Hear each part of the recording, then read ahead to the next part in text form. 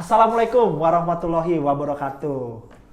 Guys, kembali lagi sama kita Perspektif Football Indonesia. Ya, selama bola off season kita bingung mau ngomongin apa ya.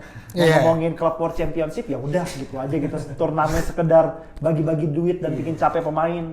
Biarpun tim saya masuk final ya Chelsea, tapi ngeliat pemain-pemain yang mulai kecapean. Jarang loh ngeliat pemain Eropa sampai keringetan ngucur dan bikin lepek gitu kan.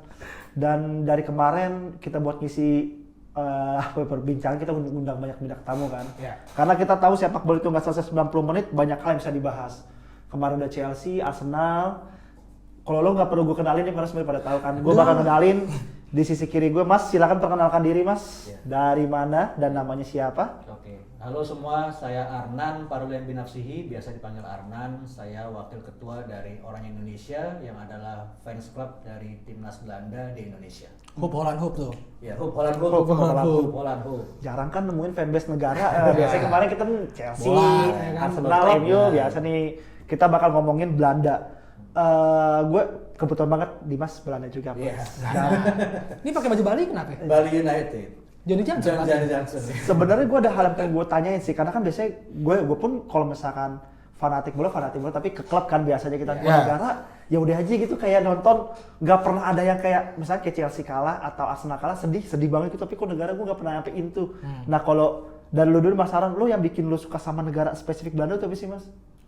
Oke, kalau saya senang Belanda awalnya dari Euro 88. Ya, Euro 88. Jadi waktu itu saya nonton bola tuh awalnya World Cup 86 ya.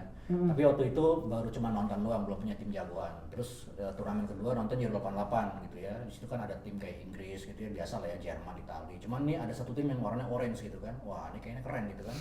Jadi saya ngikutin gitu ya. Cuman waktu itu belum jadi fans.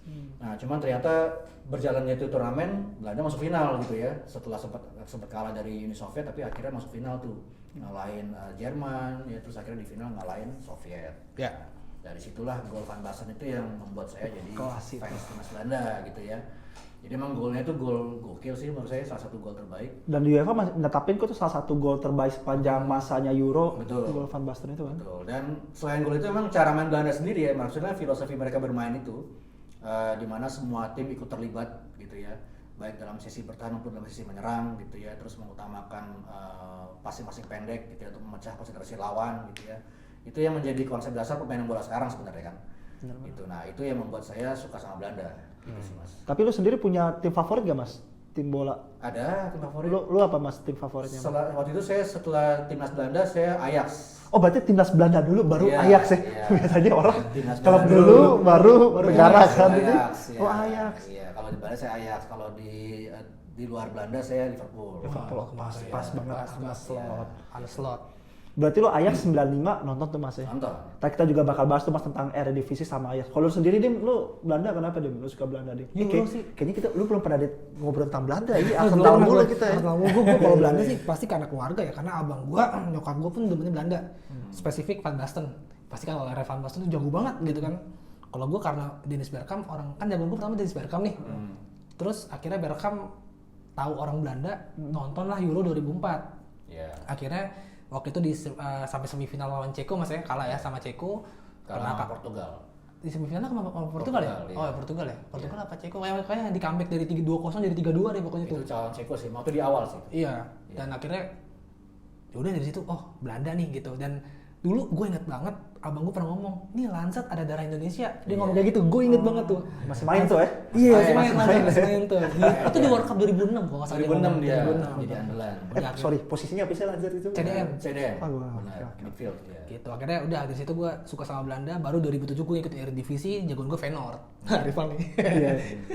Ini Ajax, ini Feyenoord. Tapi ini flow-nya terbalik, apa ya, berbeda ya kalian. Kalau Mas Arnan tadi negara baru klub, kalau lu Klub dulu baru negara. Gue kalau misalkan di Belanda, gue tuh mungkin karena gue nggak terlalu tapi gue tuh demen banget sama Wesley Sneijder gue. Pemain favorit The Sniper kan. Apalagi di World Cup 2010 dia mulai Brazil kan.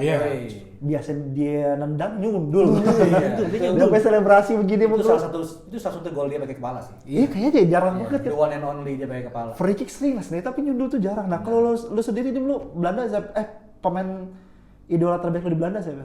Gua all the time ya, kita all the time ya. Jadi kalau misalkan karena gua nonton Belanda pas Bergkamp udah pensiun ya, Jadi gue tuh suka banget dulu sampai sekarang tuh Makai. Roy Makai karena salah satu orang yang underrated. Terus juga Makai ya dulu kan stoknya Belanda malah di striker kan. Ada Van Basten, ada Patrick Kluivert, pelatih kita sekarang. Terus ada Van Hooijdonk, ada Roy Makai dan Nistelrooy. Nah, jadi Nistelrooy sama Kluivert itu kan seangkatan. Tahun 76 lahirnya juga barengan lagi. Terus juga suka karena Makai ini karena dia salah satu bakat yang full skill dan full power, tapi jarang kepake aja di Belanda. Jadi gue suka aja sama Makai gara-gara dia Feyenoord juga sih. Jadi Kalau lo Mas, pemain favorit Belanda all the time, apalagi lo kan udah nonton Belanda tadi dari 86 ya? Iya. 86. Lu siapa? 86. Kalau all the time itu Van Basten pasti. Oh, Van Basten sih. Iya, Van Basten. Tapi memang ada beberapa pemain yang saya juga suka sih cara masa jadi idola juga. Siapa ya. gitu, Mas? Gerald Vandenberg yang sekarang jadi pelatih timnas U23. oh, dia salah satu ini Oh, ya, yang pemain ini di saya 88. Saya pernah Iya. lihat dia. Pelatih timnas U23 kita Iya, ya. jadi emang ya dulu karena saya Dia posisinya apa itu Mas? Sorry. itu saya kanan. Oh, sayap kanan. Makanya dulu saya waktu zaman itu saya juga waktu di SMA saya Baik sayap kanan. Iya, karena ngikutin Gerald Vandenberg. Gitu. Nah, selain dia ya karena kemudian saya juga banyak main di back gitu ya, main bola di back. Ya akhirnya saya juga suka Frank de Boer sama Giovanni Van Bronckhorst. Giovanni. Iya. Tapi all the time sih Van Basten. Oh, sama back tuh dulu tuh yang terkenal itu Ronald Koeman ya, salah satu back yang mencetak gol paling banyak kan. Sepanjang sejarah sepak bola. Bisa ngambil free kick. Dia kalau nggak salah penentu Barcelona lawan Sampdoria juga tuh free kick kan. Free kick kan dia tuh. Benar Ronald Koeman tuh juga Belanda tuh emang unik sih. Iya. Banyak banget. Nah, biarpun Belanda ini tapi ini kan Belanda ini dapat julukan juara tanpa mahkota kan. Raja tahu Raja tanpa mahkota. Raja tanpa Berapa kali final sih? 3 Piala Dunia, 3 Euro berapa kali? Euro itu kita final 1 kali. Satu kali tapi langsung juara kalau Euro juara, ya. langsung juara. Berarti kalau Piala Dunia ini kan yang apes mulu kan 74, 78 dan 2010. Kalau menurut lo sini Mas Arnan yang bikin Belanda ini nggak pernah dari 3 ini selalu apes dan nggak pernah dapat trofi Piala Dunia ini apa sih Mas? Kalau menurut saya sih mentalnya Belanda ya. Jadi Belanda itu kurang di sisi mental, di sisi kill the game-nya gitu ya. Padahal sebenarnya gaya main mereka itu total football itu kalau dikombinasikan dengan kill the game, maksudnya mental untuk membunuh lawan itu pasti bagus gitu ya. Nah, cuman Belanda ini kurang di situ gitu. Contoh ya misalnya kita bisa mencontoh waktu tahun 74 lah ya, waktu dia masuk final itu. Itu Belanda sebenarnya sudah unggul duluan tuh. Penaltinya Johannes kan waktu Johan Cruyff dilanggar. Nah, setelah Belanda leading, mereka bukannya kill the game, tapi mereka malah kayak mempermainkan Jerman gitu loh, kayak ngenyek tau kan? Ngenyek, Jadi mereka kayak ngoper kayak main-mainin gitu, Pas ke main-mainin. kiper dulu, Iya. back pas ke kiper masih belum Benar, tangkap ya. gitu. Jadi kayak menunjukkan bahwa mereka itu lebih bagus dari Jerman. Tapi kan main bola kan skor akhir yang dilihat ya. Nah, karena mereka tidak langsung kill the game pada saat itu, akhirnya Jerman bisa bangkit tuh dari down-nya mereka. Kan setelah kebobolan pasti kan down ya. Nah, mereka bangkit akhirnya Jerman unggul lewat Paul Breitner penalti juga dan terakhir Gerd Müller. Der Bomber. Der Bomber. Gitu. Nah, itu sih. Terus juga Euro 92 tuh lawan Denmark. Itu mirip juga tuh. Oh iya. Di awal-awal kan lawan Denmark kan mereka juga kayak santai gitu. Terus akhirnya Denmark golin dulu tuh Henrik Larsson. Kaget tuh Belanda tuh. Kelihatan banget tuh dari game-nya kaget. Ngeremehin berarti. Iya, ya? mereka ngeremehin. Terus mereka ngejer, Bergkamp nyamain tapi ya Denmark udah dapat ritmenya nih. Mereka unggul lagi lewat Larsson, terus striker nyamain pas adu penalti ya kita kalah. Itu eranya Laudrup berarti Mas ya? Laudrup. Thomasson, tapi Thomasson. Brian ya. Oh, Brian ya? Brian Laudrup. Thomasson masih muda tuh kayak gitu ya. Thomasson Udah belum masuk. masuk. Oh, belum masuk ya. Masih kecil dia. Dulu Brian Laudrup sama dulu kalau teman-teman tahu Fleming Paulsen dulu di Dortmund terus kipernya Schmeichel. Oh iya, kipernya. Baru masuk Henningberg gitu-gitu baru masuk Mas ya. Terus Schmeichel tuh yang nepis tendangan Van Basten waktu mereka adu penalti di Euro 92 itu. Oh iya. Kira gagal. Kalau 78 berarti benar tuh Mas yang bikin kalah sama Argentina itu Johan Cruyff. Yang diancam itu benar tuh. Iya. Tapi 78 justru 78 tuh Belanda malah mentalnya bagus tuh. Oh. Ya kan mereka kan memaksakan sampai skor itu extra time kan. Itu mereka bermain di bawah intimidasinya biasalah Argentina ya. Waktu itu adu jenderal siapa sih tuh Argentina itu kan Iya, masih otoriter kan, iya, masih militer. diktator. Iya, diktator. Lupa nama jenderalnya. Iya, jadi memang banyak intimidasi juga yang dilakukan tuan rumah ke Belanda waktu itu. Gitu. Gue sih ngebayangin sih Johan Cruyff sejago apa sampai lu diintimidasi kan gitu kan. Level jagonya tuh udah nih. Lu 2010 sedih banget ya pas lagi kalah gue aja pas lagi 2010 tuh kan gue kan nobar tuh di Blok S kan, rame-rame di lapangan bola gitu kan, gue udah pakai yang meriah zaman pakai bendera TV masih SMP kan gue nonton Belanda. Gue aja nggak into Belanda, cuman suka Belanda situ sedih aja gitu. Lu sedih gak 2010 dia? Pasti sedih banget sih karena gue pertama nobar di Arion. Pasti nobar kita Nobar. 2010 tuh. Terus seru banget nobar. Kedua itu gue sedihnya tuh karena pertama Belanda kan ya salah satu yang nggak diunggulin mungkin sampai ke final kan orang Brazil pasti kan saat itu kan. Oh iya. Gitu. Terus ketika masuk final dan ya istilahnya apalagi Robben udah hampir kill the game tuh lewat one on one-nya sama Casillas, cuman ya udahlah, tapi kena kaki ya. masih kena kaki. Kurang ajar emang. Masih kena kaki. Dan pada akhirnya gue lebih jauh bisa terima ketika kalah di 2010 sih dibandingkan kalah di 2008 sama Rusia sih kalau gue.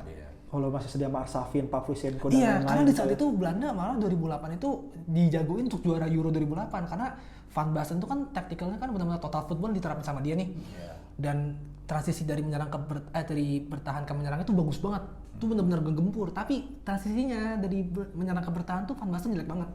Gitu. Jadi gue nyesek aja sih ketika kayak siapa namanya Mas Arshavin nyongkel si Sampai extra time kan Van itu? der Sar. Iya. Tapi itu Rusia kuncinya juga mereka punya Gus Hiddink. Oh iya, ada Gus Hiddink berarti Gus Ini Hiddink. Gus Hiddink ya Jadi dia udah. tahu lah Iya. luar dalamnya Belanda seperti apa. Benar-benar berarti Gus Hiddink. Itu di 2008 pun juga kalah sama Rusia itu 8 besar kan ya? Iya. Ya. 8 besar. Waktu itu belum ada 16 besar kan soalnya Euro. Belum ada. Oh iya, Kan peserta masih- lebih dikit ya. Iya, Baru ingat masih benar. dikit. Gue mau ngomongin tentang kalimat yang lo tadi ngomongin berdua itu total football kan. Itu kan emang ya kita semua mungkin rakyat Indonesia juga lagi familiar sama kata itu kan gara-gara pelatih kita juga orang Belanda kan.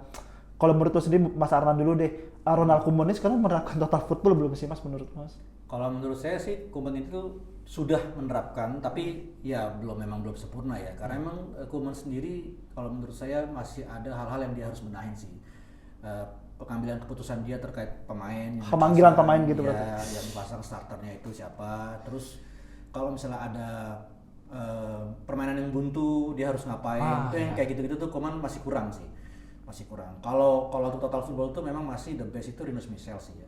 Selain Michels itu yang pasti Johan Cruyff, karena kan waktu itu kan dia menerapkan di Barcelona zamannya Stoichkov, zamannya Koeman masih jadi back gitu, ya kan. Zaman yang ngerajain La Liga sendirian tuh. Ya, betul. Tapi sayang Cuman tuh- sayangnya dia belum pernah punya kesempatan buat megang timnas Belanda. Iya. Betul. Nah, itu sih. Nah, terus juga pelaku total football yang juga menurut saya berhasil tuh Gus Hiddink sih waktu di World Cup 98. Oh iya. Nah, itu Belanda di situ walaupun kalah dari Brazil di semifinal adu penalti ya itu permainannya tuh terbaik sih ya karena semua pemain terlibat gitu. Apalagi golnya ikonik Dennis Bergkamp Ya, ya dulu. itu pemainnya the best. Berarti after Rinus Michels menurut lo yang paling better dalam total football kan kalau yang Cruyff nggak sempet tuh berarti Gus Hiddink tadi Mas ya. Gus Hiddink. Kalau menurut lo sendiri Mas, gue agak skeptis sebenarnya sama Ronald Koeman sih nggak tahu kenapa ya. Gue nggak tahu kenapa pelatih Belanda tuh Frank de Boer, Ronald Koeman gue kayak skeptis agak skeptis gitu Mas sama Ronald. Kalau lu sendiri sama Ronald Koeman sebenarnya percaya gak sih Mas sama dia Mas bisa ngebawa Belanda sejauh apa sih ntar sih 2026? Iya, kalau saya sendiri sih ngelihatnya Koeman ini ya itu tadi ya dia dalam hal pengambilan keputusan, dalam hal dia keberanian untuk menerapkan sesuatu pola permainan yang jelas gitu itu masih belum kelihatan gitu ya. Koeman ini berbeda, Koeman yang sekarang berbeda dengan Koeman yang dulu megang Belanda sebelum dia pindah ke Barca. Ah, itu setuju. Yang 2013 ya? enggak 2019. 19 ya, sorry. Sebelum dia pindah ke Barca itu dia oke tuh. Kan sempat masuk Nations League. Final. Kalah sama Portugal Iya, kan. edisi Yang pertama. golnya Bernardo Silva. Iya. 0-1. Nah, itu Koeman berani bereksperimen, dia lebih berani ngambil risiko. Benar. Dilepas. Nah, kalau yang sekarang lebih lepas. Kalau yang sekarang dia cenderung nggak berani ngambil risiko. Iya. Cuman itu membuat dia lebih jadi telat gitu Iya untuk melakukan sesuatu gitu. Padahal sebenarnya materi dia bagus. Iya Ya, dia punya Xavi Simons, dia punya sekarang ada Reinders ya. Iya. Ada Reinders, ada Frenkie de Jong, ada Gravenberch juga ya. Jadi harusnya dia bisa lebih maksimal sih. Ya, jadi kalau menurut saya sih ya sebagai fans Belanda sih saya tetap support beliau sih ya. Iya, Ronald Koeman. Paling jauh sih kalau untuk tahun depan semifinal udah paling bagus banget sih. Semifinal kalau udah selesai semifinal baru kita ngomongin. Iya, baru kita ngomongin lain Nah, lah. gitu. Iya. Target berarti menurut Mas Arnan tuh semifinal dulu. Semifinal Ya? udah paling maksimal. Kalau sendiri Koeman gimana deh menurut komentar gak Dim? Gue setuju tadi yang sebelum Koeman part pertama ya, yang masih part pertama itu kan final UEFA Nations League tuh udah mulai ada harapan tuh gue. Iya. Bisa nih Euro gitu. Jujur aja gue. Nggak tahu dibajak Barca kan. Iya. Gitu. Terus akhirnya masuk Frank de Boer. Iya. Waduh, Ya, masuk Frank de Boer. Jadi kalau misalnya untuk pelatih yang mendekati untuk total football, gue pertama sukanya Van Basten gue 2008. Iya. Gitu. Terus kedua, gue mendekati kata ya Van Hal tuh mendekati nggak sih Mas menurut Mas Arnan? Kalau menurut saya sih lumayan deh. Van Apa Hal. dia punya permainan sendiri Mas Van Hal itu? Van Hal itu dia punya persepsi sendiri sih. Jadi Van Hal itu sebenarnya dia tidak terlalu berkonsep ke total football.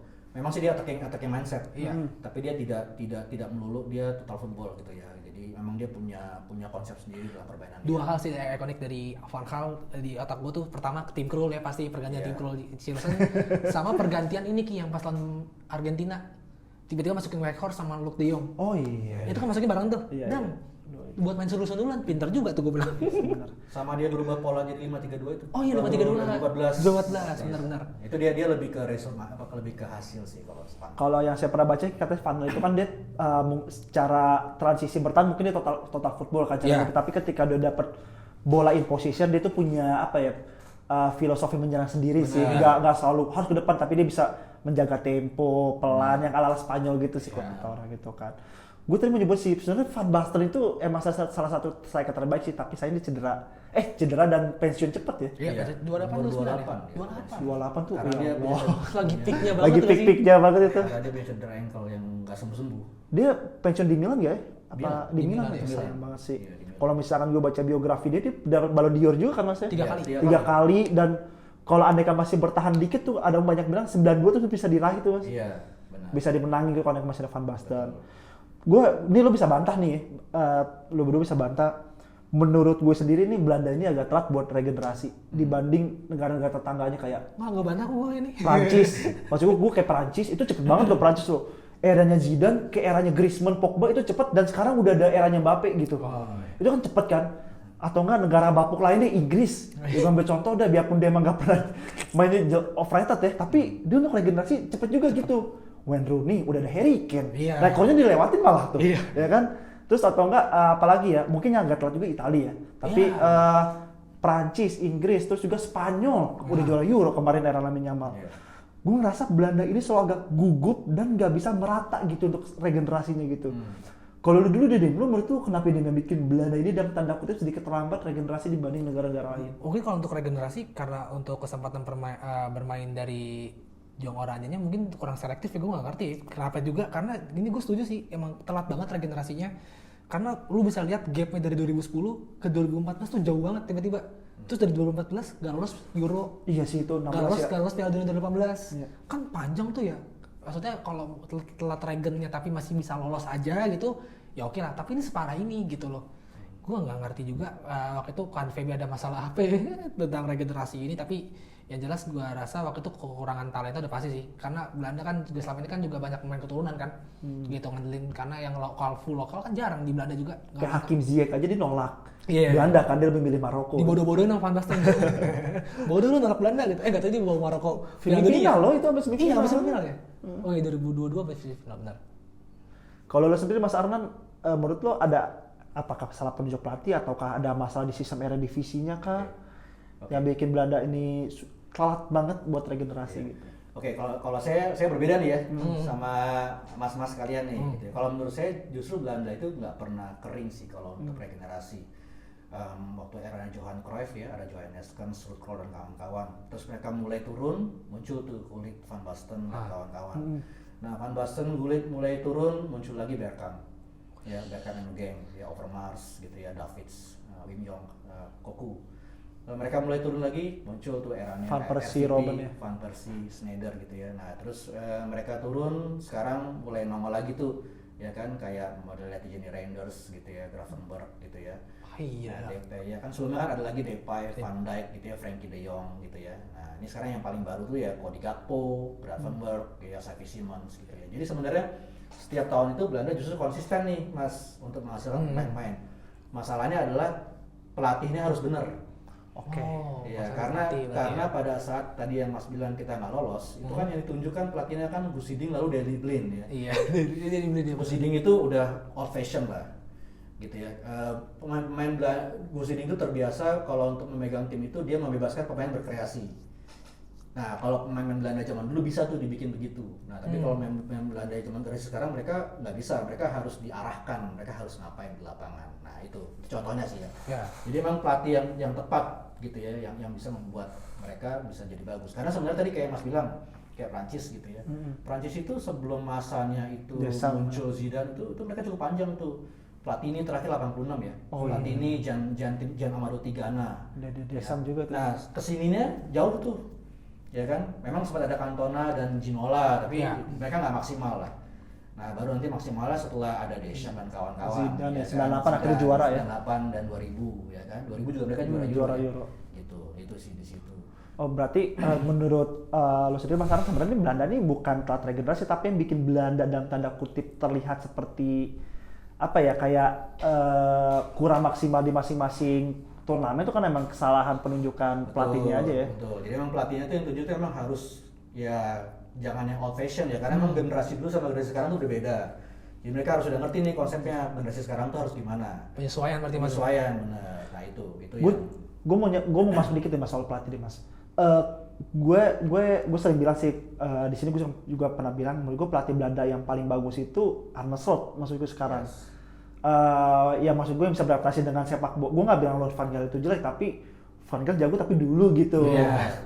Kayak Jose Mourinho jago dulu tapi kok sekarang kan Jose Mourinho nggak jago. Betul. Van Gaal jago dulu dan Gus Hiddink pun jago dulu tapi ketika Gus Hiddink jadi caretaker Chelsea yang kedua ya nggak bagus banget karena dulu dia mah bagus. Nah sekarang itu yang menurut gue bagus itu Arne Slot. Nah kan cuma bisa kita bandingin sama pelatih-pelatih kayak Jerman, Spanyol itu bisa adaptasi. Yang menurut lu sendiri mas yang bikin pelatih Belanda ini sedikit sulit beradaptasi sama sepak bola modern apa sih mas? Padahal kan mereka punya pendalaman filosofi total football kan? Iya, cuman mereka terlalu berpegang sama filosofinya. Terlalu kekeh gitu ya? Terlalu kekeh. Itu yang membuat kalau menurut saya yang membuat jadi kelemahan juga sebenarnya. Sebenarnya sih kita bagus ya, kita berpegang pada filosofi, tapi sepak bola kan berkembang ya. Jadi harus ada penyelesaian yang juga dilakukan. Gitu. Oh, yang harus idealis banget gitu. Kalau misalnya kita idealis bermain menyerang gitu ya, kayak zaman dulu, kayak Liga Belanda kan juga gitu kan mainnya kan ofensif gitu ya. Tapi kalau sepak bola modern kan kalau menyerang tidak diimbangi dengan keseimbangan pertahanan kan percuma gitu. Nah itu jadi adaptasi itu yang harusnya dilakukan. Ya. Itu dilakukan. Jadi kapan kita harus mainnya nyerang, kapan kita harus tahan bola, kapan kita harus bertahan gitu. Nah itu yang menurut saya tadi kan Mas bilang Arne Slot ya. Itu yang menurut saya Arne Slot berhasil lakukan. Gitu ya. Dia memang tetap konsepnya menyerang, tapi dia membangun dari belakang. Jadi belakangnya dulu yang dimantepin nih. Karena dia tahu kalau menyerang tapi belakangnya nggak kopong atau nggak kokoh sama aja bohong. Iya sih. Dan gue juga ngerasa Arne Slot itu nggak punya pakem formasi. Benar. Bakal kita gegen pressing semuanya gegen pressing kayak gitu. Dia bisa adjustment masing-masing lawan. Ya. Kalau sendiri ada komentar gak nih kenapa sih pelatih Belanda dibanding pelatih yang lain tuh kayak biasa aja gitu? Mungkin kalau pelatih Belanda terlalu banyak kayak itu tadi old version kayak gitu tuh kayak misalkan mungkin malah pelatih regenerasi pelatih kali ya. Oh iya. Mungkin telat regenerasi pelatih ya. Coba Benar tuh. sekalinya regenerasi pelatih kayak contoh deh kita ambil contoh misalkan dulu pemainnya bagus-bagus nih kayak Jeff Stem, Philip Cocu, dia bagus sebagai pemain, Edgar Davids, tapi sebagai pelatih menurut gue nothing. Makanya gue kemarin sebenarnya sempat mempertanyakan lah, kok ngambil pelatih dari Belanda ya gitu loh. Belanda jarang banget tuh ada pelatih bagus gitu karena kebanyakan Belanda pelatih bagus tuh megangnya tim junior, tuh Jong tuh bagus tuh Belanda. Cuma begitu dia udah megang klub babak belur semua. Mungkin regenerasi pelatih kali kayak gitu. Gue setuju sih. Sorry. Gue mau ngambil poin tuh di regenerasi itu ini kayak ada sisi bolong pelatihnya. Gue rasa kalau misalkan sorry nih Mas Dimi, gue rasa kalau nggak Mark van Wijk 2010 kita Belanda bisa dapet juara deh. Menurut gue Mark van Wijk waktu itu nggak terlalu lumayan sih, cuma waktu itu nggak ada pilihan banyak juga ya, nggak banyak pilihan juga ya. Waktu itu emang yang lagi available siapa sih 2010? Rijkaard tapi nggak lama kan megang Arab Saudi. Ya. Terus ada Van Basten, cuma Van Basten kan udah di Depak. Isi. AZ kalau nggak salah waktu itu lupa ya waktu itu Dan kemana ya? Van Basten itu kan udah ada gangguan jantung ya. Jadi emang udah nggak boleh ngelatih lagi. Fun fact, waktu itu Van Basten pernah digantiin sama Alex Pastoor waktu di AZ Alkmaar. Iya. Oh iya. Iya pernah. Karena ada gangguan itu, ada gangguan. Sakit jantung dia. Iya, ada gangguan. Iya sih, gue ngerasa emang berarti emang regenerasi sebenarnya generasi pelatih sih. Benar tadi setuju. Kalau pemain sih selalu ada sih Mas, tapi generasi pelatih itu saya setuju sih. Saya lebih ke arah sana. Jadi pelatih yang Belanda ini memang dia harusnya tidak melulu berpegang sama filosofi, nggak polos gitu ya, nggak lugu. Tapi dia harus lihat juga kondisi sekarang itu kayak gimana dia adjust. Karena gue ngerasa Spanyol sekarang siapa pelatihnya gue lupa. Fuente. De La Fuente ini juga nggak main tiki taka banget. Dia juga main direct juga kok. Dan dia juga nggak posisinya nggak 63 nggak dan pernah juga posisi 55 gitu kan. Jadi ibarat kata yang kalau mau Belanda mau lebih bagus buat kedepannya lebih banyak adjustment ya buat pertandingan. Pemilihan pemain sih yang sering banyak dikomenin ya. Iya, tapi yang utama ya pelatihnya dulu sih. Ya, pelatih dulu. Harus benar dulu. Oke, kita udah banyak banget ngebahas Belanda dan gue masih pengen tetap Belanda tapi masuk ke liganya nih, Eredivisie. Sekarang Eredivisie peringkat berapa sih? 6 ya, 6 dekat 6. 6. Berarti under Ligue 1 dan 4 besar itu, berarti lumayan di atas Portugal, di atas MLS dan sebagainya. Denmark dan kawan-kawan lah. Iya. Dulu kita ngejar Portugal. Udah Portugal malah kebalik ya. Oh berarti dulu sempat peringkat 7 Sempat, Eredivisie. sempat. Baru tau gue keren selama ini tuh Eredivisie malah peringkat 5 gue mikir lupa ada Ligue 1. Lupa ada Ligue 1. Portugal dulu lebih bagus. Ini kita sekarang udah bisa Iya, Pak. lewatin. Dan ya gue ngerasa tim Belanda tuh kayak PSV, Ajax, Feyenoord tuh kan tim yang besar lah. Ajax aja 4 kali juara, 4 kali apa 5 kali sih juara Liga Champion? Iya, 4 kali. 3 beruntun ya. Iya, 3 beruntun kan, maksud Tiga gue itu kan beruntun. juga salah satu tim raksasa kan. Iya. Feyenoord juga sempat juara Liga 3 Champions beruntun juga kan. tuh kan, 3 kali juga kan. Abis Feyenoord, Ajax. Ajax. Ajax ya Iya. sempat tanda kutip merajai Eropa lah. Eropa. Eredivisie ini kan, tapi di romantisme itu cuma bertahan sampai tahun 90-an doang tuh. 2002 lah kalau Eropa secara Oh ya keseluruhan Feyenoord juara Europa League ya. Europa League, Iya. UEFA Cup dulu. Iya. Di tahun 95 bukan sih? 94 95. Iya yang Ajax. ngalahin Madrid ya. Ngalahin Madrid. Itu kan kelihatan Seedorf dan sebagainya itu kan 1-0 itu Mas ya? Iya. 1-0 ya. itu kan akhirnya juara. Ngalahin Milan ya itu. Milan. Sorry Milan bukan Milan, Madrid ya, bukan. maaf salah. Iya. Nah, tapi sekarang nih di 2000-an nih mulai menurun nih Eredivisie nih. Dan bahkan yang terakhir tuh yang paling penting tuh Ajax tuh mendekatin kan Iya. eranya Erik ten Hag itu kan Iya. biarpun kena comeback sama Spurs sayang banget ya. Iya. Lucas Moura itu bisa comeback. Ini apa sih yang bikin tim Eredivisie ini sulit bersaing di Eropa dan berbanding terbalik sama era 80-an 90-an itu menurut Mas Arman sendiri gimana Mas? Kalau menurut saya sih yang sekarang berpengaruh tuh finansial sih Mas. Jadi sepak bola itu kan sejak era 2000 ke atas kan kalau saya nyebutnya sepak bola kapitalis ya. Iya sih. Iya kan? Udah industri sih Mas Iya, industri sepak bola soalnya. jadi bola kapitalis. Jadi ya di situ di zaman ini nih siapa yang punya duit kenceng ya dia yang menang gitu ya. Nah, kalau untuk pemain Belanda, kalau untuk klub Belanda sendiri kan mereka memang selalu menghasilkan pemain ya, karena memang mereka tidak punya pilihan banyak gitu ya. Jadi karena mereka secara finansial memang dibanding klub-klub liga lain mereka lebih di bawah, mereka akhirnya lebih banyak mencari bakat-bakat yang belum mahal gitu ya. Nanti mereka poles. Nah, begitu pemain-pemain ini sudah jadi bagus, datang dengan klub besar nih, menawarkan gaji dan benefit yang lebih tinggi. Nah, kalau udah kayak gitu, mereka udah nggak bisa ngelawan. Karena pasti dari klub Belanda mereka nggak akan bisa tuh menyaingi penawaran gaji dari misalnya anggaplah Madrid, Barca gitu ya, City, udah pasti mereka bisa menawarkan gaji yang lebih tinggi jauh, Berkali-kali lipat ya. Liverpool gitu ya. Jadi ya itu yang terjadi. Jadi secara finansial mereka tidak bisa lagi menahan pemainnya. Ya akhirnya mereka harus let go gitu ya. Karena memang mereka nggak ada pilihan lain kecuali pemainnya memang nggak mau pindah. Oh iya. Ya itu beda cerita. Itu yang dilakukan Cody Gakpo sama Gravenberch ya. Jadi mereka memperpanjang semusim lagi di PSV sama di Ajax ya. Karena mereka sendiri merasa belum siap. Jadi mereka merasa udah siap setelah setahun kemudian. Nah, itu beda cerita. Karena memang pemainnya yang tidak mau pindah. Tapi kalau banyak kan dari mereka yang mereka itu jarang ya. Kebanyakan itu biasanya mereka ya ditawar cabut. Kayak Timber. Iya. Arsenal datang nih, udah ayo. Iya, dulu mungkin Royston Drenthe. Banyak lah contoh-contoh kayak gitu ya. Itu sih. Iya. Kecepatan. Western talent bang, sayang banget tuh. Iya, banyak lah contohnya. Kayak gitu sih ya. Jadi memang ya karena mereka tidak bisa memberikan counter offer yang memang bisa menyaingi penawaran dari klub gede ini ya mereka ya akhirnya let go. Gitu. Apalagi kan sesuai aturan Bosman sekarang begitu ya. Iya. Nggak bisa tahan lagi gitu ya. Let go. Terus ya karena memang mereka perlu uang dari transfer pemain itu karena untuk kebutuhan kelangsungan klub itu sendiri. Iya.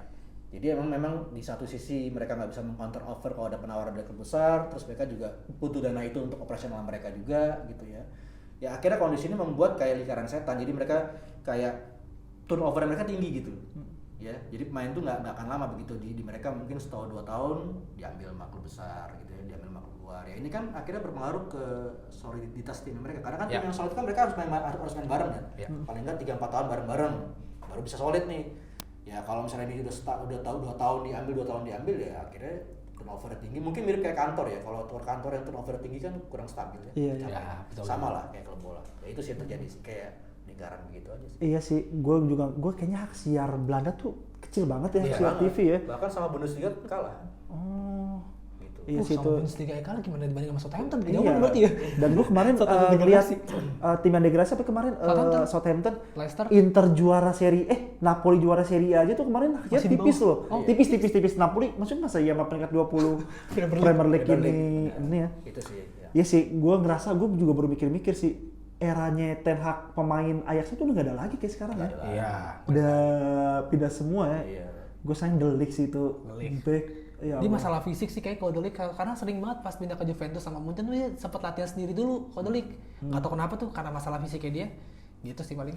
Kalau sendiri gimana ada ini gak? Kalau gue mungkin tadi yang kayak Mas Arman bilang ya, setahun 2 tahun ditawar sama klub gede, Iya. mau nggak mau financial klub harus bisa bertahan, akhirnya dijual gitu. Dan sama ini sih, sama penggantinya pasti di bawah itu. Bener. Contoh misalkan kayak kemarin Twente, ini kan Twente lagi istilahnya transfer list si Messi Hilgers. Messi Hilgers dijual 7,5 juta apa? Gantinya itu cuma 2 juta pemainnya belinya. Tapi di bawah Mes. Ya grade-nya Pasti. pasti di bawah Di bawah apa yang Mes. dijual ya. Gitu, itu salah satu contohnya. Jadi ketika dia ngejual pemain dengan harga yang ada yang jatuh, ada yang tinggi, tapi ngegantinya untuk kestabilan financial klubnya ya harus di bawah 1, 2 tingkat di bawah pemain yang dijual. Gitu, kayak misalkan kemarin Ajax jual Ryan Giro, Gravenberch, terus gantinya paling Kenneth Tyler. Iya. Kenneth Tyler tengahnya Yang gitu. jauh banget tuh. Jauh banget banget, tuh iya. gitu. Terus sampai Ajax beli coba Akpom, tuh aneh banget tuh. Iya. Gitu, coba Akpom akhirnya dirilis kemarin, masih ada dirilis ya. Gitu. Malah beberapa pemain Belanda itu kalau dia bagus dari level junior udah diambil Mas, kayak misalnya Nathan Ake. Nathan Ake itu kan iya. dulu Oh, kan iya. Chelsea deh yang Iya. Chelsea. Dia masih defender junior udah bagus diambil Chelsea. Jadi dia belum sempat naik malah ke Eredivisie. Terus Bert Verbruggen kiper Brighton. Oh, iya. Itu juga kan waktu itu kan diambil dari Anderlecht kan. Anderlecht. Anderlecht ngambil waktu dia masih di level junior di NAC Breda. Gitu kan. Jadi emang ya itu bahkan belum sempat naik ke Eredivisie gitu. Itu sih kondisinya kalau untuk Belanda. Iya sih emang berarti ini juga yang bikin tim-tim Belanda susah buat transfer Betul, pemain-pemain. iya, betul. Kayak pemain top tier yang ke Eredivisie jarang banget ya. Jarang. Malah udah berdua kayak Jordan Henderson paling cuy Iya, kemarin ya. paling yang sudah usur-usur, Usur-usur. paling mereka comeback ke situ ya kan, Yes, masih oh kepake. iya sih. Arjen Robben ya kayak kemarin balik lagi ke Groningen, iya, Groningen, Betul. pulang kampung lagi Luke dia. de Jong. Oh iya, Luke de Iya Jong, kan, PSV. Iya kan, pulang balik ke. Berarti agak gimana ya Mas ya? Berarti susah juga nih kita kalau misalkan mau ngebalikin tim-tim Eredivisie ini biar bisa kembali perform, bukan perform, biar bisa bersaing sama tim-tim elit Eropa itu berarti susah banget ya. Harus diakuin susah sih. Jadi saya juga sebagai fans Ajax saya nggak berharap banyak, karena memang udah kondisinya seperti itu. Gitu kalau. Mungkin sorry Mas, kupotong. Berarti apa jangan-jangan yang kayak lo tadi sebut di awal tadi kali ya, sepak bola sekarang jadi kapitalis dan itu berimbas ke Industri. negara-negara kayak Belanda. Ya udah yang kuat secara finansial Inggris, Betul. ya lu bakal berjaya. Betul. Yang kuat secara revenue supporter kayak di Jerman, ya dulu bakal berjaya dari Ya. masukannya. Tapi kalau kayak Belanda kan stadion pun nggak terlalu besar ya kan. Biarpun emang fanatik, tapi kapasitasnya nggak besar-besar dan akhirnya pendapatannya nggak sebesar itu juga ya. Dan akhirnya beli pemain yang gradenya di bawah pemain yang dijual. Berarti per KNVB itu sebenarnya besar banget ya, banyak Besar. banget ya buat Eredivisie biar Besar. bisa di ini. Ada ini gak sih kayak wacana mau diapain gitu Eredivisie biar bisa makin baju gitu gak sih Mas? Ada wacana apa gitu? Kalau untuk wacana mereka sementara ini memang ya kalau untuk yang pasti sih bukan ke arah pembelian pemain ya. Kan kemarin kan juga kan Eredivisie kan ngadain event tuh yang di sini kan Eredivisie Indonesia itu kan yang festival. Ya mereka memang yang bisa mereka lakukan sekarang ini adalah lebih ke arah internal, jadi lebih ke arah ke klub-klubnya sendiri karena memang klub yang punya pengaruh, yang punya kuasa kan. Jadi ke arah mengenai pembinaan, terus ke arah mengenai penggunaan rumput alami karena memang ternyata di Eropa itu kan tidak ada penggunaan artificial grass kan tidak ada. Jadi sekarang kan di Belanda kan dilarang tuh penggunaan artificial grass, semua harus rumput alami karena itu. Jadi memang mainnya ya si klub Belanda ini diarahkan untuk beradaptasi dengan kondisi di Eropa dengan harapan mereka bisa berprestasi di sana dengan pemain-pemain yang ada. Karena memang kalau dari sisi transfer pasti udah kalah. Terus yang kita mesti ingat juga tahun 80-an 90-an itu kan dulu kan pemain asing kan cap 3 kan. Gimana sorry? Dulu waktu tahun 80-90-an kan pemain asing hanya boleh 3. Oh, tiga ini kuota. peraturan kuota. Oh, gitu. Kalau sekarang kan nggak ada batasan itu. Iya. Ya. Oh. Nah, Uni kalau Eropa ya. zaman dulu kan karena pemain asing cuma boleh 3, ya otomatis kan klub-klub itu kan akhirnya mau nggak mau kan rely ke pembinaan mereka. Iya, talenta lokal Talenta ya. lokal. Oh, baru tahu tuh. Oh, jadinya salah satu kunci. Mungkin gara-gara itu muncul atau Van Basten, Betul. Radkat Gullit. Oh, oke. Nah, sekarang kan udah nggak ada cap gitu. Iya, kan. udah Selama bebas dia aja sama udah. Eropa kan. Uni ya Eropa udah bebas, paling kuota Iya. Asia. Paling gitu. kuota Asia main asing di luar Eropa. Ya. Nah, itu berpengaruh juga menurut saya tuh jadinya. Kalau andaikan kita gua nggak tahu kita berandai-andainya andaikan itu peraturan tuh balikin ke sekarang tuh kira-kira Eredivisie bisa maju dan timnas Belanda juga bisa makin kuat atau ini malah menjadi buah si malakama gitu loh Mas? Ya bisa sih, harusnya kalau misalnya memang dibalikin seperti dulu, ya mau nggak mau kan klub-klub itu kan berpegangan sama pembinaan mereka sendiri. Iya. Ya kan, jadi harusnya sih bisa bersaing untuk Eredivisie kayak dulu lagi kalau menurut saya. Kalau gimana? Kalau gua tentang apa? Eredivisie yang udah sulit banget buat bersaing. Ya udah pasti tadi jawaban gue yang tadi sih. Itu kan tentang pemain yang Enggak, sorry. pasti. Kalau ada harus dibenahin menurut lu ada nggak? Ada faktor-faktor yang bisa harus dibenahin? Kalau dibenahin sih paling gue nggak tahu ya kalau secara struktural ini ya KNVB ke klub-klubnya Iya ya. sih. Tapi kalau untuk tadi untuk bisa bersaing lagi ya mau nggak mau lo harus beli pemain spend money-nya ini karena pendapatannya sih, kecil. bener sih. Jadi serba salah jadi mentok. Itu. Yang tadi dulu karena udah ada masalahnya uang, lingkarannya di situ-situ aja. Contoh Ya. misalkan kayak revenue-nya Ajax atau sama tim papan bawah ini gap-nya jauh nih. Iya sih. Sebenarnya Ajax dibandingin di compare ke klub lain atau liga lain tuh jauh juga. Jauh sebenarnya. juga. Jauh juga. Apalagi dibandingin sama The Graph Shot. bawahnya. Iya. Misalkan Excelsior gitu misalkan ya jauh banget itu. Go Ahead Eagles lah. Go Ahead Iya, Eagles. Berarti emang levelnya itu udah tertinggal banget ya maksud Tertinggal saya. banget. Secara finansial sih mas. Gitu. Jadi mau ngomong mereka akhirnya nyari main-main yang talenta jatuhnya. Talenta, mereka jadi bener. moles lagi. Moles lagi. Nanti setelah mereka moles diambil lagi. Diambil lagi. Entah sama klub Riset luar, gitu lagi udah. entah sama klub yang Ajax, PSV, Atau yang top 5 Eropa. Kalau wonderkid Belanda sekarang lagi bagus ya sih yang lagi terkenal itu? Kismis itu dari mana tuh yang Mas? dari Ajax. AZ Alkmaar yang kemarin bintangnya Euro 19. Itu posisinya apa, winger atau striker? Dia posisinya midfield. Oh, Hato juga ya hitungannya Hato juga. Oh, Jarro wonderkid. Hato tuh Tapi Ajax Hato- ya. Hato kan U21 kan? Udah satu, tapi dia bisa main di U19 sebenarnya. Iya, tapi dia main di U21. Ini bisa main di 3 tempat tuh. Jarro Hato tuh kapten bukan sih? Enggak ya? Sempat bukannya kapten Ajax sih, sempat kapten Ajax kan ya? Iya. Jarro Hato tuh kayak deliknya Iya, kemarin iya. lah, kayak gitu. Tapi Delik tuh gue nggak tahu kenapa zaman ngeliat Ajax yang eranya tuh dia kayak masih muda tapi dia berwibawa gitu Iya, kan. udah kayak orang udah senior aja Ajax tuh. Aduh, gue sorry deh, gue pengen nyambungin dikit ini, mau mulai ngomongin Delik ya, dikit aja ke timnas Belanda lagi, sedikit. Kenapa sih sekarang Belanda tuh belakangnya tuh lebih mewah dibandingin depannya tuh? Bingung deh tuh. Iya. Sebenarnya sih kita sebagai fans baru juga bingung sih. Pak. Iya. Kayak unik loh, kayak 2010-an malah ya kita udah ngomong off record ya, itu Iya. malah jelek belakangnya, sekarang malah. Karena ke kan depan. Belanda dulu kan lebih terkenal kan tengah ke depan. Kayak tadi Mas bilang, tengah ke depan tuh serem lah. Iya. Tapi belakangnya itu ya Kroco. paling yang bisa dibilang serem tuh Yapstam, Yapstam. ya ngasih Frank Rijkaard tuh zaman dia masih main center back. Ya, Setelah eranya itu paling cuma Heitinga Ma- yang mendingan. Malah kipernya bagus Van der Sar ya. Iya, besar bagus. Tapi terus terang itu mungkin emang lagi bakatnya aja sih Mas. Emang lagi dikasih talenta sama Bener. Tuhan, emang lagi lini belakang aja buat Belanda nih Karena ya. emang jujur kita sebagai fans Belanda kita juga amazed gitu ya, Iya sih. kaget. Saking Banyak berlimpahnya itu loh. Berlimpah banget. Sekarang ada Van Dijk, ada Ake, ada Van de Ven, Mickey Van ada Dijk. De Ligt, ya kan, ada Baru lagi masuk Van Hecke. ada Van Hecke yang Brighton baru 25 ya dia. Iya. Jorel Hato belum masuk. Juara Iya, satu, Mas. ada Flamingo. Devin Range juga. Oh, Devin Ada Range. Ajax. Ada Ian Madsen. Ian Oh Madsen. iya, Madsen apa pernah ada petang. Dia udah main kick sebelum itu Ian Madsen tuh. Udah Udah. kemarin. Oh, berarti di dia Evanescence udah League. nggak bisa dinaturalisasi ya. Gantiin siapa kemarin nih Mas ya? Hato ya? Iya, Gantiin. dia udah kalau cap seniornya udah Oh, dapat. udah ya. Kan sebelum kan sempat masih mau diusahain Iya, kan. Tapi udah susah kalau Udah cap iya senior. udah nggak bisa ya. Flamingo sih, siapa Flamingo tuh stoknya masih banyak. Si ngantri. Gue mau nanya ke Eredivisie lagi deh. Kalau misalkan rivalitas itu terkenal kan Ajax Feyenoord ya. Ya. Ya kan itu kan emang secara culture, secara apa ya, persaingan dari zaman dulu sampai sekarang masih bertahan. Kalau selain Ajax Feyenoord ada lagi sih sih Mas dari divisi yang persaingannya kayak panas-panas kayak gitu, tim-tim apa gitu yang Pemirsa belum tahu. iya, kalau nggak kayak holigan-holigannya tuh sebenarnya tuh juga keras gitu. Iya. Kalau Belanda itu sendiri memang rivalrinya ya itu doang sih yang paling utama.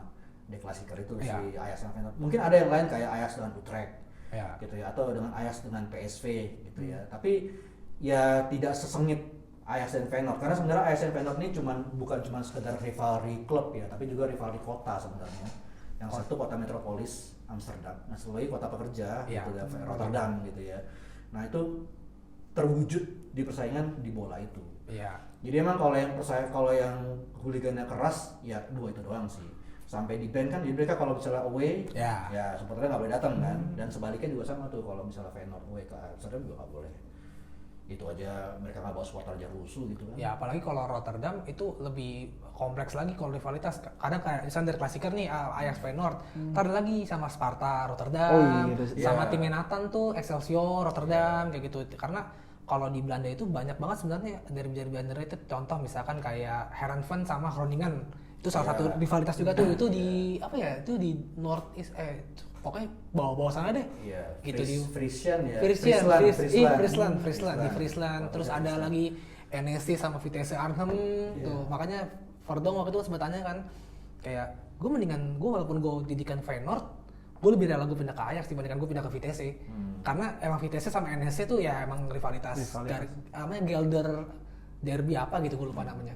Berarti emang derby di Belanda ini lebih ngikat sosial gitu, jadi mereka lebih kental banget ya rivalitasnya, nggak cuma klubnya aja, ternyata kita dulu bilang orang-orangnya beda juga. Ada kelas pekerja lawan kelas metropolitan, itu kan ngomongin kelas pekerja kan, kayak gitu kan.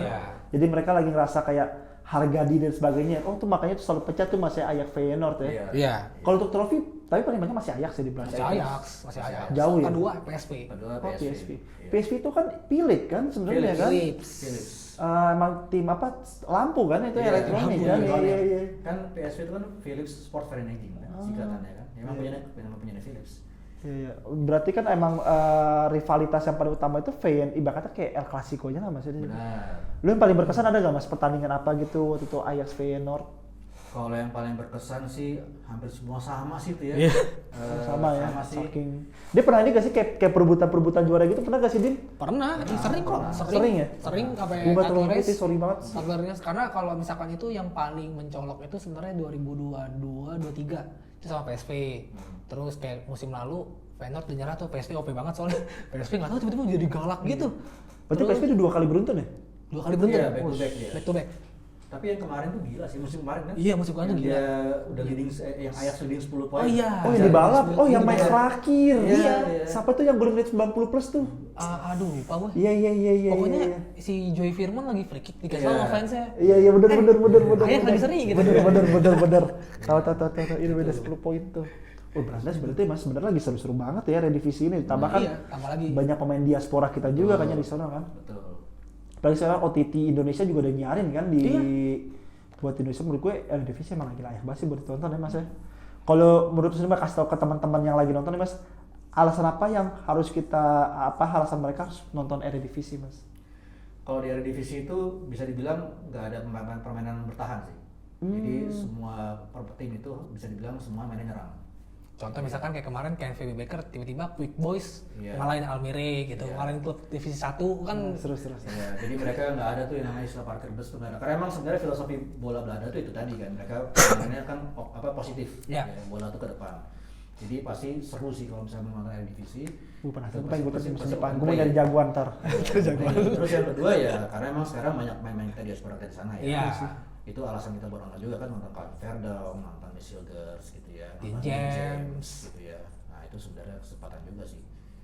Berarti kayaknya emang semua tim di Belanda itu memahami banget tentang total football itu dan dia Ya. menerapkan sampai ke level permainannya juga. Maksud gue kirain tuh ini Mas cuma di tim-tim gedenya aja gitu nerapin total football. Jadi ketika mereka lawan tim kecil Ciut gitu. ciut gitu enggak ya, berarti saling menyerang ya. Secara konsep sebenarnya antara klub sama timnas tuh mereka berkesinambungan. Jadi mereka polanya selalu 4-3-3.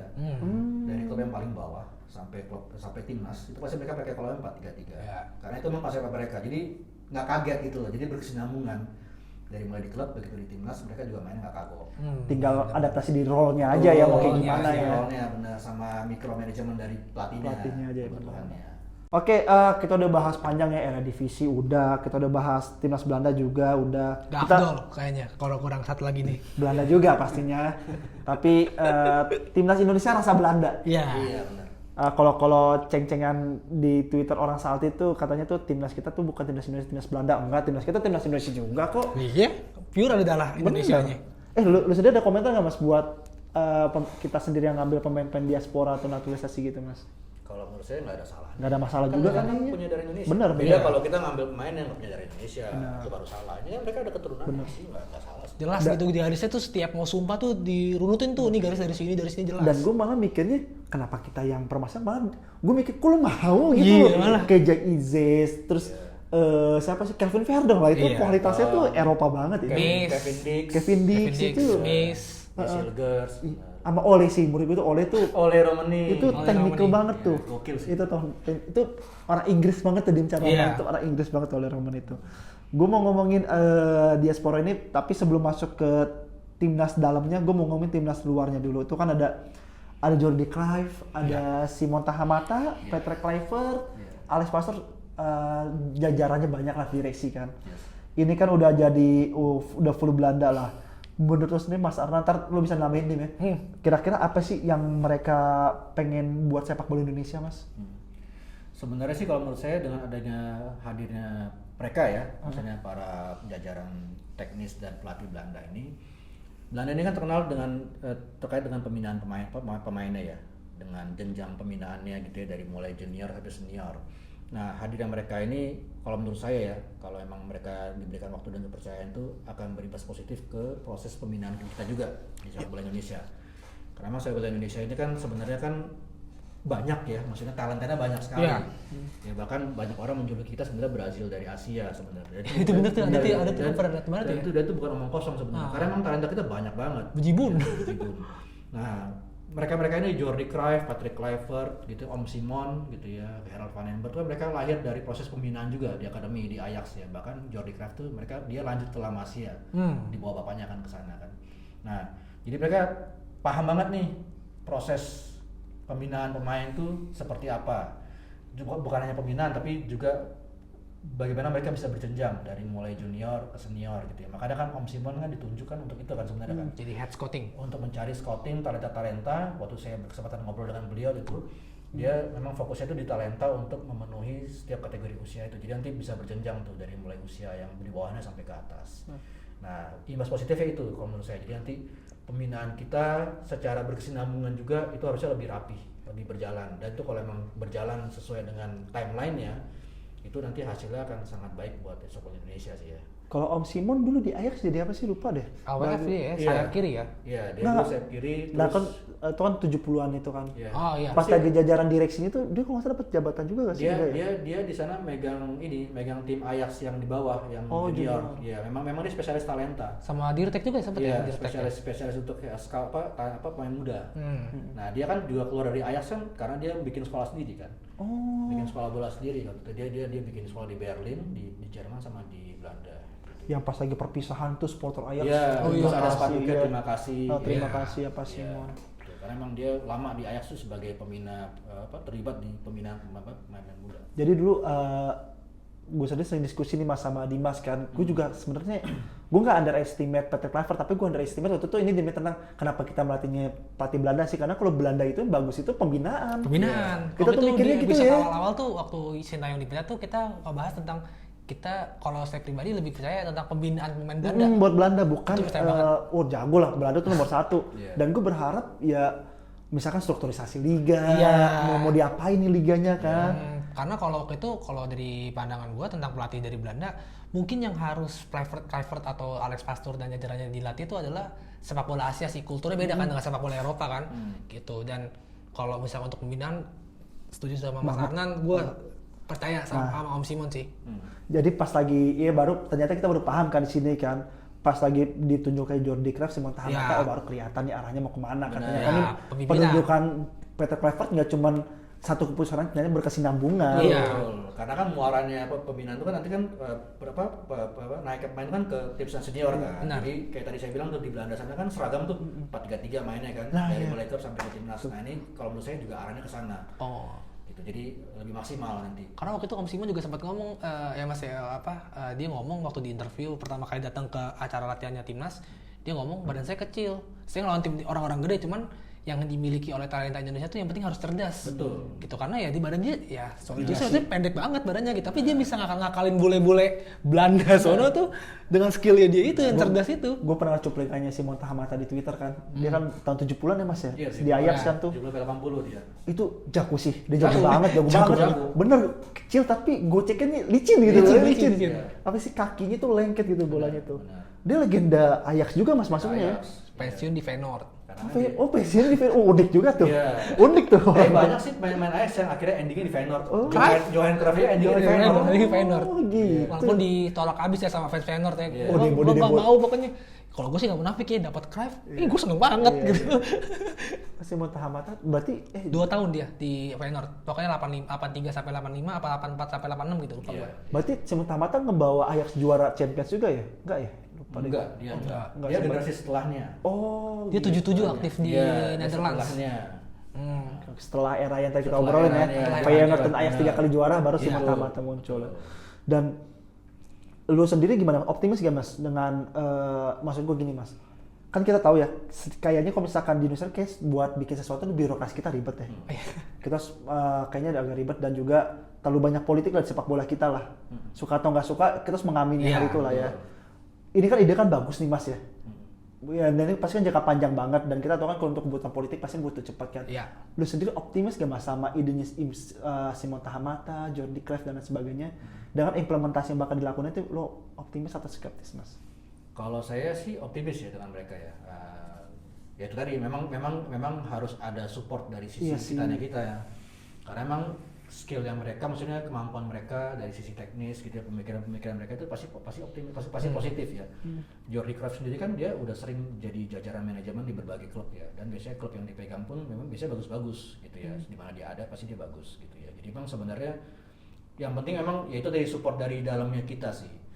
Kalau secara hadiran mereka, gue optimis, biasanya optimis. Tapi memang kita juga harus menunjukkan optimis kita itu dengan mensupport mereka. Iya sih. Karena kalau memang kita tetap birokrasi tetap panjang dan perlu banyak ini itu ya susah juga. Prosesnya atau progresnya seorang Jordi Cruyff tuh bisa kebukti kalau misalkan nanti di riset lewat Maccabi Tel Aviv.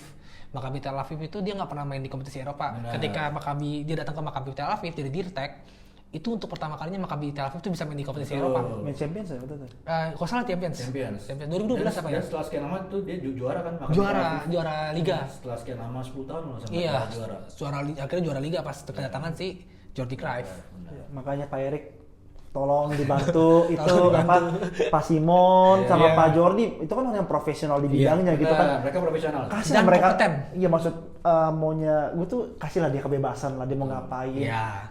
Toh dia buat kemajuan sepak bola Indonesia juga misalkan dia bikin peraturan setiap tim harus punya kapasitas fasilitas buat anak-anak muda kayak gini Iya, gitu kan. betul. Sedikit kan kalau tim yang nggak mampu ya bisa dibantu PSSI maksudnya jangan diperibet lah buat Iya. ide-ide kayak gini sayang apa ya kapasitas dan kualitas mereka gitu mumpung mereka lagi mau berpartisipasi buat Betul. Indonesia Iya, gue mikir gitu tuh Mas Benar.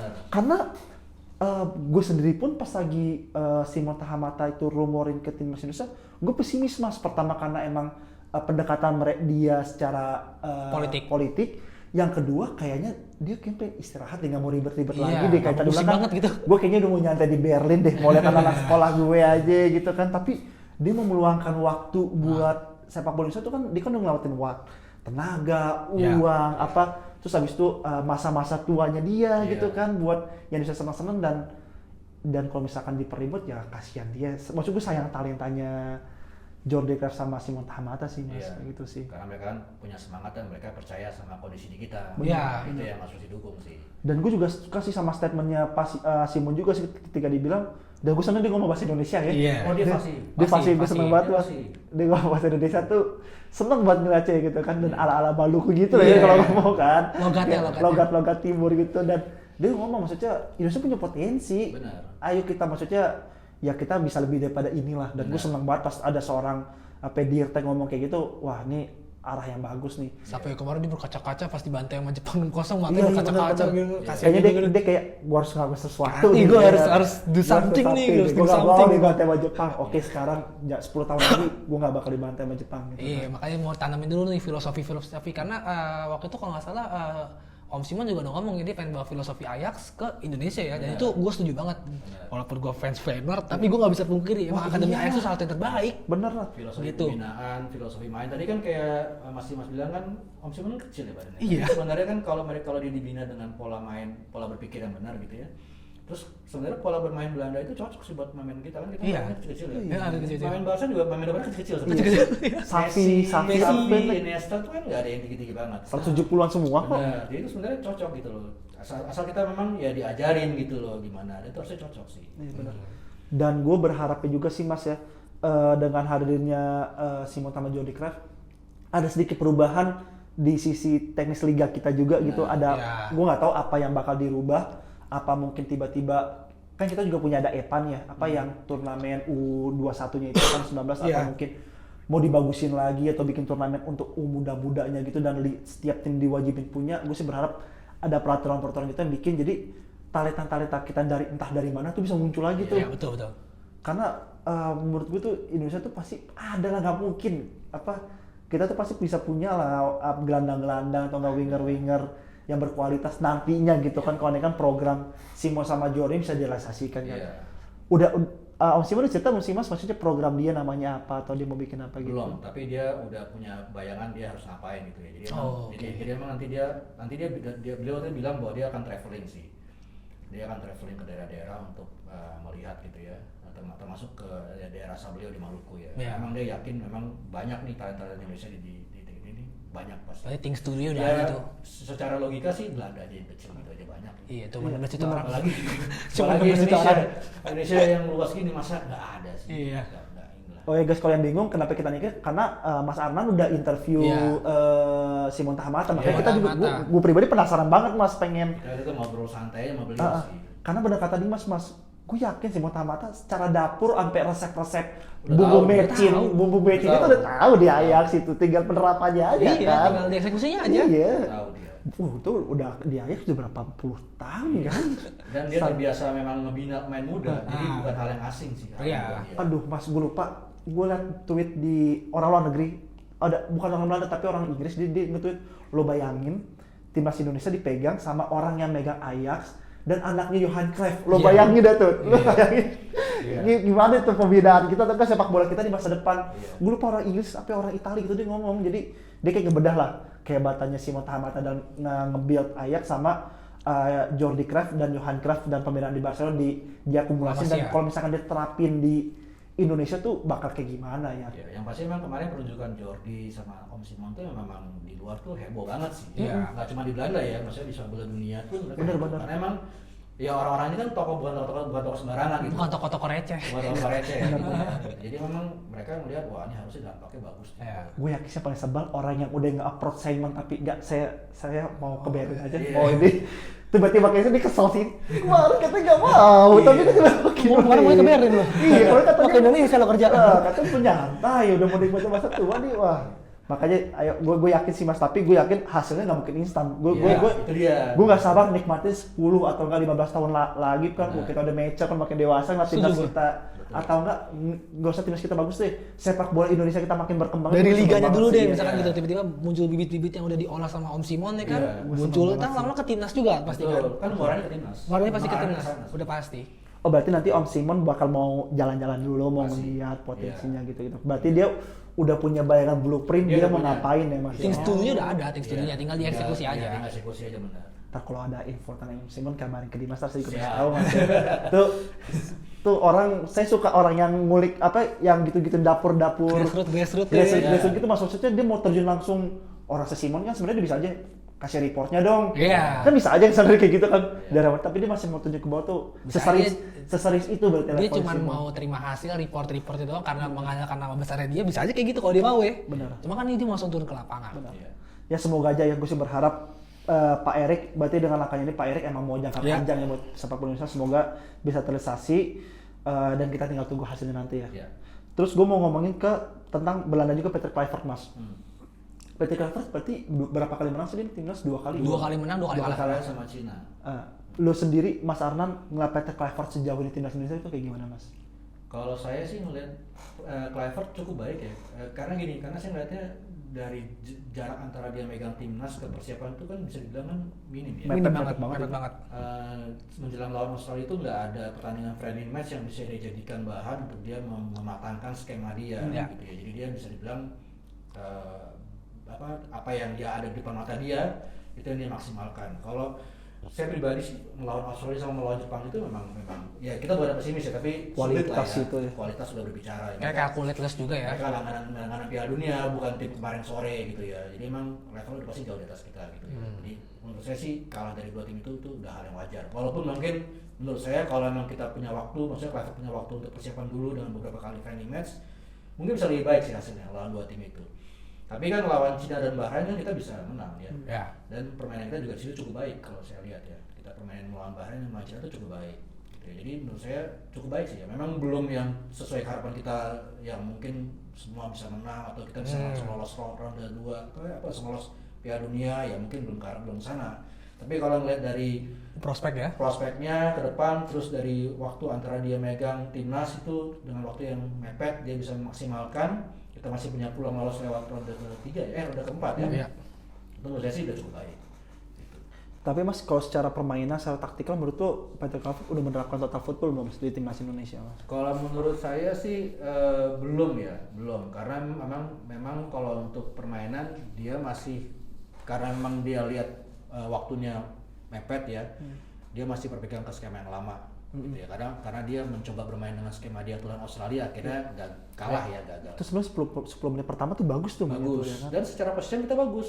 Position kita menang kan? Kita sebelum penaltinya Kevin Dix gagal itu emang kita Bagus. atraktif juga mainnya. Iya, dan overall kita posisinya bagus. Cuma itu tadi ya, karena memang dia tidak memiliki waktu untuk mematangkan itu. Iya. Nah, itu yang membuat kita kira kalah lawan Australia. Mungkin beda cerita ya.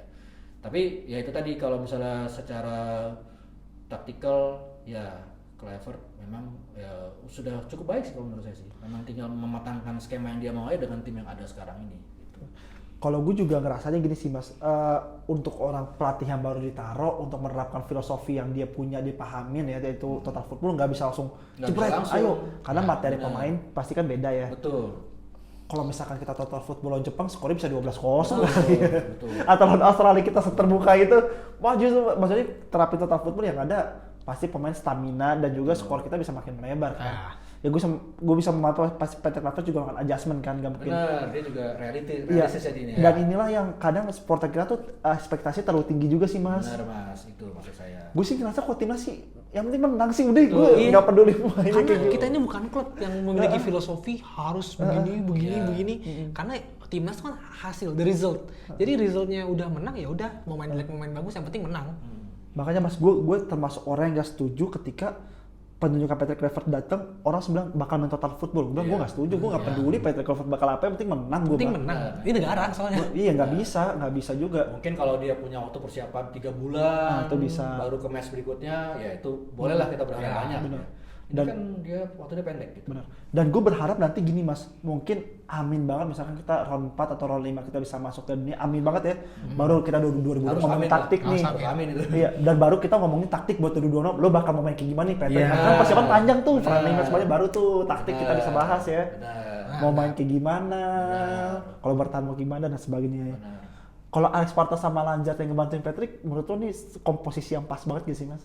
Komposisi yang pas ya, karena memang Pastor itu lebih ke arah taktikal. Pastor ini kan memang terkenal Spesialis taktiknya promosi. bagus. Iya. Ya kan, spesialis promosi. 3 tim promosi Dia bawa berbeda. promosi Sparta, ya kan. Dia Excelsior. Excelsior sama yang Almere. terakhir Almere. Almere itu kan klub baru ya, baru berdiri tahun 2005 ya? 2003. Buset. Itu udah di Oh, bawah. baru itu, Tim bawah. baru itu. Ya. Tim baru. Ya, jadi memang Pastor ini memang jago taktik dan dia satu angkatan dengan Kluivert, dia sekolah Ya. pelatihannya. Ya, itu tadi Pastor yang sempat ngegantiin Van Basten Iya. pelatih itu Nah, gara-gara dia secara sempat taktikal memang Pastor ini yang melengkapi Kluivert. Sementara Lanza sendiri dia lebih ke arah analisis lawan. Iya, analisis lawan dan dia ke pemain. Iya, benar pendekanan ya berarti Dia ya. bukan pemain Secara ya. kultur, Ya, karena memang Lansat ini kan ya secara pemain dia dulu jenderal lapangan. di lapangan. Dan dia memang belum terlalu jauh lah ya pensiunnya ya. Gitu. Iya, iya, benar-benar. Masih 2013 masih main bareng Joey Pelupesi. Iya, makanya. Oh iya. Iya, 2013 masih main Belum di terlalu jauh lah TNT. dia. Jadi dia masih paham gimana caranya membuat pemain itu lebih solid, Iya. lebih paham taktik pelatih. Berarti era kemodernannya masih ada Mas ya. Betul, betul. Kalau satu lagi siapa Mas? Dim, gue Gerard lupa. Vandenberg. Kira Fabian apa? Oh iya, Iya. di U23 ya tadi. U23. sekarang Iya. biasa. Saya U23. Di U23. Iya. Gue juga berharap tuh ada perubahan tuh di U23 ya. Ya, besok kita mulai main ya, hari Minggu besok ya. Iya, Oh lawan iya, Juli. Brunei. Lawan Brunei. Lawan Brunei, betul. Semoga timnas U23 menang ya. Coach Gerald nih debut. Brunei kalah nggak mungkin Iya. sih harusnya situ ya. Amin amin. Terus nih Mas kan kalau ngomongin diaspora Belanda sama Eredivisie kan pemain kita banyak ya di Eredivisie ya. Ya itu kan ada berapa sih sekarang masih bertahan? 5. Lima. 4 ya kalau nggak salah. Adin James, Max Silvers, Calvin Verdonk, Tom Hayek udah nggak ya? Terus sama Joey Pelupesi. Satu lagi siapa ya? Gue lupa sih tiba-tiba. Eleanor Reinders. Oh iya. Reinders. Nah ini kira-kira kelima pemain ini, lu dulu dia kira-kira bakal bertahan berapa lama di divisi atau enggak level mereka tuh bisa upgrade gak sih daripada gini? Kalau Mes udah saatnya sih harus upgrade ke yang lebih tinggi dibandingkan Eredivisie atau di luar Twente ya gitu, entah itu PSV atau Feyenoord terserah atau Ajax gitu. Terus kalau untuk Eleanor Reinders sama Calvin Verdonk. Verdonk juga harus upgrade sih menurut Iya. gua. Upgrade liga sih menurut gua Calvin Verdonk, karena kan dia impiannya pengen main di La Liga ya kalau Calvin Verdonk. Cuma kalau untuk Eleanor Reinders kayaknya emang udah harus di Zwolle dulu aja sih untuk settle Iya, secara iya. menit bermain Iya, ya gitu, iya. karena musim kemarin itu Eleanor Reinders beliau nih musim kemarin baru main tuh sebagai starter 2 kali atau 3 kali gitu, tapi lebih jadi cadangan. gitu. Yang reguler juga Dan James ya. Dan Dan James James. itu James. reguler banget ya Iya. Ya. mainnya. Cuman Dan James itu kalau di timnas saingannya Verdong sih ya. Ini Verdong. Susah sih Susah, Mas. karena secara Dan James itu dia bukan di back yang jelek, tapi dia mainnya lebih karena main safe ya, mainnya lebih safe. Kalau Verdong tuh lebih eksplosif. Eksplosif mainnya. Iya, lebih eksplosif. Dan dia lebih berani buat overlap Betul. untuk gimana perhitungannya dia mungkin bisa Sering tahu kok kan. di Golden Eagles tiba-tiba Dean James di gol dalam kotak gitu. Iya. Sering tuh di Golden Eagles. Iya. Kalau sendiri gimana Mas Arman pemain diaspora kita yang masih di Eredivisie ini Mas? Kalau saya setuju dengan Mas Dimas tadi ya, kalau menurut saya harusnya yang bisa upgrade tuh si Hilgers sama Verdong. Itu memang udah saatnya sih ya. Saatnya udah waktunya. Verdong itu kan udah umur 28, udah mateng lah. Emang dia saatnya harus main di luar. Tapi kan dia pernah bilang dia nggak main di Inggris ya. Iya. Dia lebih- sadar diri dia. Iya, Dia ngukur, dia ngukur. Dia lebih prefer main di Serie A. Oh gitu deh. Iya, Spanyol. Pernah dia belum lama di interview dia bilang Di dia Tom Hayek. kurang serak sama Liga Inggris. Kayaknya itu bukan ini saya deh. Bukan ranah gue di situ Bukan tuh. ranah gue. Jadi dia memang lebih prefer ke Serie A atau ke La Liga. La Liga. Atau mungkin Liga Jerman mungkin bisa lebih Oh cocok sih itu. Cocok Iya, tapi kalau cocok. Bundesliga cocok sih. Benar. Michel juga udah saatnya sih, dia umur 24 ya. 24. Udah mesti naik sih. Karena memang Michel ini kan sebenarnya termasuk pemain muda Belanda yang memang banyak harapannya sih ya ke dia ya. Dulu waktu dia pindah ke timnas Indonesia kan sebenarnya banyak pengamat di sana yang menyayangkan. Karena Iya. memang sebenarnya dia masih punya peluang di timnas Belanda kalau menurut orang di sana sebagai Iya. pemain. Jadi ya dia udah saatnya naik sih. Maksudnya udah untuk pindah ke liga yang lain lebih matang. Karena dulu gue sering ini nontonin dari VI, Football International, itu banyak pelit Belanda yang mengherankan keputusan Messi ini yang gak sabaran. Iya. Anggapnya tuh Messi Hilgers ini tuh gak sabaran, kayak Iya. lu tunggu dikit lagi deh, lu pasti panggil timnas Belanda. Iya tahu sih, cuman maksudnya kan Messi kan sadar diri ya. Antriannya banyak nih kayaknya nih gitu ya. Ada Van Hecke tadi baru sebutin tuh back-backnya kan rame ya gitu. Jadi mungkin Mes ngeliat kayak susah nih buat nembus ke tim utama dan langsung main. Iya. Gitu. Akhirnya Mes ngeliat Indonesia probability-nya juga besar gitu dan akhirnya Mes mengambil Indonesia yang menurut gua salah satu keberuntungan juga sih buat kita kemarin sering banget dihujat dia. Iya, iya. Kasihan juga. Dan yang kita udah omongin jauh lah ya, keberlimpahan back di Belanda nguntungin Betul, Indonesia nguntungin ternyata ya. Indonesia. Coba lu bayangin kalau andai kan waktu itu back Belanda itu lagi bapu-bapunya, Mes pasti udah dipanggil. Iya. Iya dipanggil. Udah dipanggil. Benar. Dan Cuma- mungkin Jai juga bisa ya tuh Jai. Bisa. Jay bisa jadi, cuman kayaknya kalau Jay sama Kevin Dix nih kayak gue diserang nih kalau ngomong. Cuman gue tadi off record ngomong sama Sarnan kayaknya kalau Jay itu masih jauh sih buat di timnas Belanda. Masuk di skuadnya dulu aja ya. Menurut gue masih jauh sih. Apa mungkin gaya bermainnya kayak nggak cocok ya? Iya. Gaya kayak mainnya sih emang. Lebih tradisional sih Iya, kalau tradisional. tradisional. Benar. Kalau Mes itu kan lebih ofensif mainnya. Benar. Back Belanda kan nggak bisa beda. Iya. Gaya mainnya beda. Mickey Van de Ven sering tuh ambil kotak penalti. Iya. Dribbling. Ngasih sama lawan MU kan? Iya. Terus kalau gue mau ngomongin juga nih pemain-pemain diaspora kita juga masih jong ya. Ada Ivar Jenner ya. Iya. Ivar. Terus juga ada si Hubner ya. Hubner tapi udah Kemarin Hubner masih. udah diputus ya sama Wolves. Udah, ya. Pak. Iya. Tapi memang itu di Jong sih. Ada Rafael Strijk juga kan. Rafael Rafael Strijk Strijk. juga dulu di Jong apa namanya? Jong Rafael Strijk mah Ado Den Haag. Ada Den Haag gitu. Iya, Den Haag. Itu kan masih pada muda nih dan sekarang menurut gue karirnya agak sedikit gimana ya? Yang paling Bahasa yang halusnya paling tuh takut bagus. dihujat juga sih kayak. Bahasa halusnya apa ya? Rafael Strijk lagi ngomongnya. Iya. Ya lagi Stagnan. stagnan. Mas Aman. Menurut lu sendiri Mas Anam nih ngeliat pemuda-pemuda diaspora kita ini nih kan terbalik tadi kalau misalnya kita ngomongin yang senior itu kan udah mulai mature secara permainan dan udah siap buat berlanjut ke karir yang lebih baik kan. Tapi ada sedikit permasalahan nih stagnan di strike, Nathan Chuan, Hubner terus Iya. sama siapa? Iya dan Ivar Jenner. sama Ivar Jenner gitu kan. Menurut lo apa sih Mas yang biar mereka ini bisa step up gitu Mas? Mereka ya pastinya harus cari liga di mana mereka bisa main sering.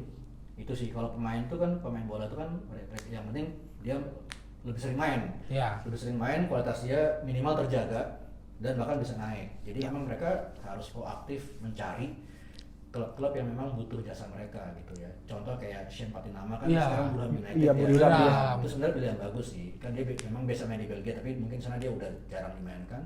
Pindah ke Fulham yang peluang dia main lebih besar. Gitu. Nah, itu kayak gitu. Maksudnya itu Bener sih. cara yang bagus Iya. gitu ya. Terus kayak Sandy Walsh sekarang di Jepang. Di Jepang. Nah, itu maksudnya kayak gitu. Jadi memang harus proaktif mencari klub yang memang butuh dia gitu ya. Dan dalam tanda kutip kalau emang levelnya nggak harus Eropa ya nggak apa-apa Nggak ya. Nggak apa-apa. Nggak apa. Jadi sebenarnya pemain timnas itu yang penting sering main. Iya, menit bermain penting soalnya. Iya. Fitness ya. Menjaga fitness, menjaga skill, menjaga ball feeling gitu. Iya, Ball feeling sih. Ball feeling itu penting banget. Coba kita bisa main bola terus kita nggak main 2 minggu. Itu pasti jadi bego. Iya. Iya benar. Harus main 2-3 kali lagi baru bisa dapat ball Kakinya feeling. panasin dulu. Iya.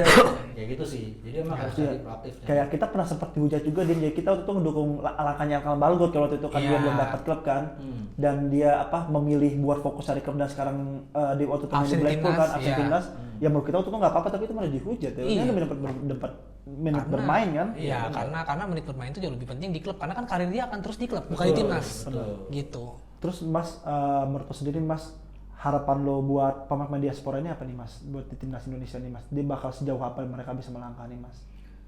Kalau menurut saya sih pemain harapan saya ke mereka itu ya mereka bisa memberikan yang terbaik buat timnas itu pasti ya. Kadang kita kan meminta mereka dan mereka setuju untuk menjadi pemain timnas kan. Ya. Ya kita harapannya ke mereka ya mereka bisa membawa timnas ke jenjang lebih baik. Terus yang kedua ya mereka bisa menularkan permainan mereka ke pemain-pemain yang lokal. Ya. Benar. Kan kita kan juga di timnas kita banyak main lokal juga kan. Ya. Kayak Rizky Ridho gitu ya. Egy Terus Maulana. Egy Maulana, kayak Marcelino gitu ya. Jadi profesionalnya mereka, keprofesionalan mereka itu dan juga cara bermain mereka itu ditularkan juga ke pemain-pemain yang lokal. Benar. Gitu sih. Ya. Karena sejujurnya gini Ki, kemarin kayak lawan Jepang gitu. Menurut gua pemain timnas yang bisa ngimbangin lawan Jepang itu cuma ada 3 orang sih menurut gua ya. Mes, Dix, sama Kevin Verdong. Secara Iya. permainan individunya. Iya. Kenapa? Karena Jepang itu kan mainnya cepet banget kan. Iya. Dan itu dia mainnya progresif banget gitu loh. Dan ketika ngelawan Jepang yang mainnya cepat, agresif, yang menurut gua yang makanya sering bolong lini belakangnya kan. Ya karena Mes Dix itu sering banget dia untuk bermain secara agresif gitu, back agresif. Jadi menurut gua itu harus bisa ditularin juga sih dari Mes, Kevin atau Verdong ke para pemain lain tuh untuk bisa nih main modern tuh seperti ini gitu. Kita menghadapi klub atau tim seperti Jepang itu kayak gini cara mainnya kayak gitu.